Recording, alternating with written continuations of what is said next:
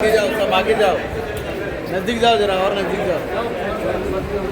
Lift आहे ना? चालू आहे ना? इंजिनियर पण सोबत आहेत.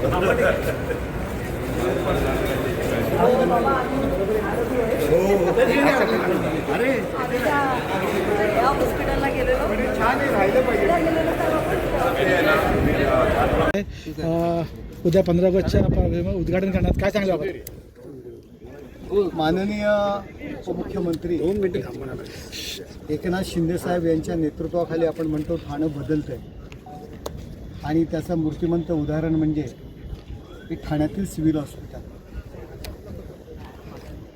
या सिव्हिल हॉस्पिटलचा उपयोग फक्त ठाणे शहरापुरता नसून या ठाणे शहराच्या लगत असलेली मग शहापूर असेल, वाडा असेल, अगदी मुरबाड असेल, त्याचबरोबर अगदी रायगड जिल्हा असेल, पालघर असेल, वसई असेल, या सर्व ठिकाणावरचे रुग्ण, गोरगरीब आदिवासी ग्रामीण भागातील रुग्ण त्या सिव्हिल हॉस्पिटलमध्ये येत होता आणि एकंदर येणारे रुग्ण आणि सिव्हिल हॉस्पिटलची पात्रता कॅपॅसिटी फार कमी होती. एकनाथ शिंदेसाहेबांच्या माध्यमातून त्यांनी केलेल्या प्रयत्नांमुळे आज 900 बेडचं अद्ययावत असं रुग्णालय, गोरगरिबांकरता हे रुग्णालय या ठिकाणी उभं राहते. आपण पाहतोय बाजूला नर्सिंग कॉलेजचं काम सुरू आहे. या ठिकाणी जवळच असलेलं कळव्याचं जे मेडिकल हॉस्पिटल आहे, आज 200 सुपर स्पेशालिटी बेड या ठिकाणी आहेत. मुलांकरता 200 बेड आहेत, ऑर्डिनरी 500 बेड आहेत. म्हणजे हा जो काही लोड आहे आरोग्य यंत्रणेवरचा येणारा, तो लोड या ठिकाणी कमी होणार आहे आणि गोरगरीब आदिवासी ग्रामीण भागातील नागरिकांना, शहरातील कामगार वस्तीतील नागरिकांना हे खूप चांगली सुविधा या ठिकाणी उपलब्ध करून दिलेली आहे.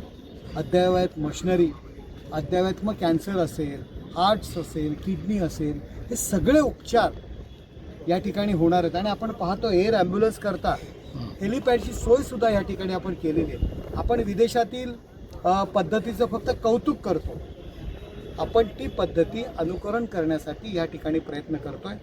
आज एअर ॲम्ब्युलन्सची व्यवस्था या ठिकाणी होते.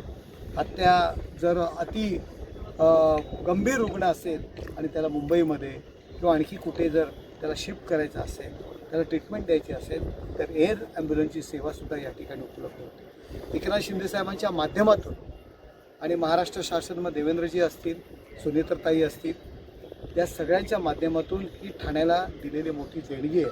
आणि धर्मवीर आनंद दिघे साहेबांचं स्वप्न होतं, त्यांचं खूप लक्ष या सिव्हिल हॉस्पिटलवर असायचं, ते पूर्ण होतं आहे.